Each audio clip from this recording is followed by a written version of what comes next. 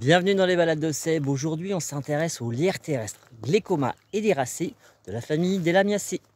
Alors, voilà l'environnement du lierre terrestre. On est en lisière, de sous-bois, on est proche des chemins, mi-ombre, mi-lumière, et ça forme plein de tapis de petites fleurs violettes et de feuilles vertes. Alors, on n'est pas sur du lamier pourpre, on n'est pas sur de la menthe, on est sur le lierre terrestre. Le lierre terrestre, on le reconnaît à quoi? On le reconnaît à une tige carrée, quadrangulaire. Il a aussi des feuilles opposées, c'est-à-dire l'une en face de l'autre. Et si on monte d'un étage, elles font 90 degrés. On dit donc qu'elles sont décuissées. Les feuilles ont une forme de léger cœur, on dit qu'elles sont réuniformes. Et elles ont des petits bords, on dit qu'elles sont crénelées.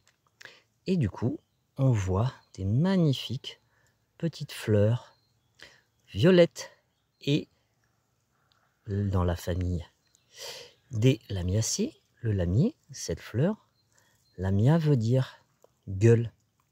Voilà. Alors, pourquoi on va s'intéresser au lierre terrestre? On va s'intéresser au lierre par rapport à son goût, qui est légèrement mentholé, donc qui rappelle la menthe. Et à quoi on va l'associer aujourd'hui, à quoi on va le manger.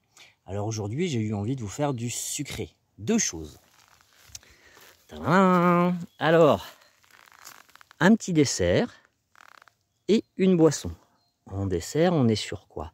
On est sur un yaourt un peu à la grecque. On voit bien ces jolies petites feuilles, ces jolies petites fleurs.